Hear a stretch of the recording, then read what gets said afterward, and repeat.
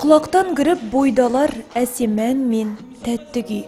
Ұлы Абай жырлаған бұл шумақтар арада бір ғасырдан астам уақыт өтсе де, бүгінге дейін өз қадірін жоғалтқан емес. Әр қазақ осы әнмен сусындап өсті. Көрерменге есер емес, есті ән ұсынған бұл жолғы шара Хакім Абайдың есімін абыроймен алып жүрген нөмірі 2 мектеп қабырғасында өтті. Ерекшелігі сол, жасы да, ересегі де бас қосқан отбасылық байқау ұлы тұлғаның 175 жылдық мерейтойына орайластырылып отыр. Абай мектебіндегі осы Абайдың 175 жылдығына толы іс-шаралар сонау сентябрь айынан қыркүйек айынан басталыпты.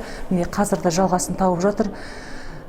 Бұл шара енді Абай деген кезде тек қана біз оқушылармен, көбінде мұғалімдермен шара өткіземіз де, ата-аналар тысқары қалып қойып жатады.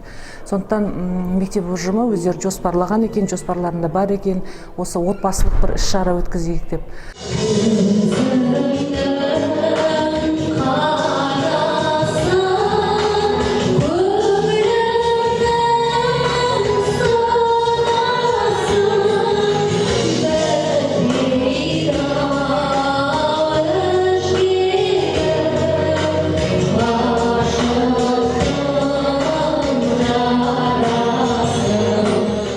Жалпы отбасылық ән байқауына 13 өнерпаз жанұя қатысты. Көзімнің қарасы, айттым сәлем қаламқас, желсіз түнде жарығай сынды қазақы ән қоржынына Абай қалдырған сырлы шумақтар сахнада көптеп орындалды. Десек те, талғам мен қиялға шек қойылмады. Бірі қазақтың қамажай әнін орындаса, бірі Гүлдер айым қазақы дастархан атты көне халық әндерінен шашу шашты. Заман талабына сай сахнада сән құрып, ерекшелік үшін қазақ әндерден попури топтастырған жанұялар да табылды.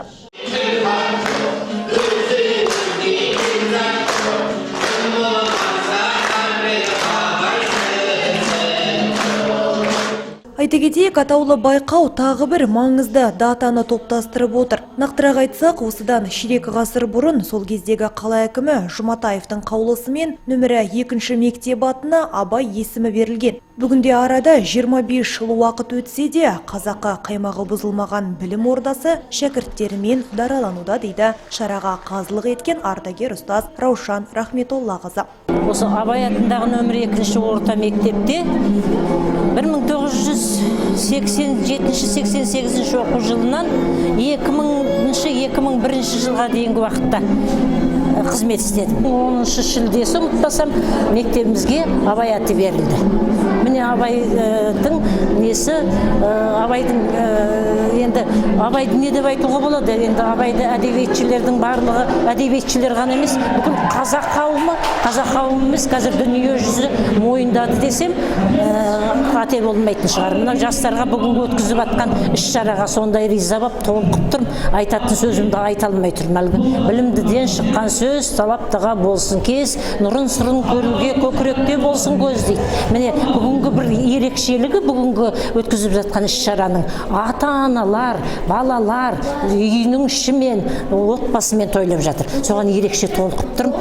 Жалпы көрерменге көтеріңкі көңіл күй сыйлаған ерекше байқаудан ешкім құралақан қалмады. Ардагер ұстаздар мен қаламызға белгілі өнерпаз әншілер төрелік еткен қазылар шешімі бойынша Қасымтаевтар мен Қайыриденовтер және Бегендіковтер жанұясы 3-ші орынды еншіледі. 2-ші орынға Керімжановтар және Рай отбасылары тұрақтады. Ал байқаудың үздігі деп өнерлілер шоғырланған Шайжановтар жанұясы танылды. Айта кетейік, жеңімпаз жанұяның байқауға қатысып отыруы тегін емес. Отағасы Серік Шайжанов өнер саласына ғұмырының 30 жылын арнаған екен. Біз енді Абайдың әндері дегеннен кейін Абайдың әндерін бәрі айтатын шығар, ана өлеңді бәрі айтатын шығар. Сол біз басқаша бір нәрсе ойлап табайық.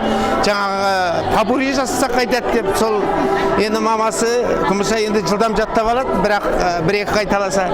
Сол үшеуміз жаттап, сол өлеңдерді айтып шығардық. Енді мен бұрын айтып жүрген жігітпін, енді сахнада жүргенмен 30 жыл болған шығар.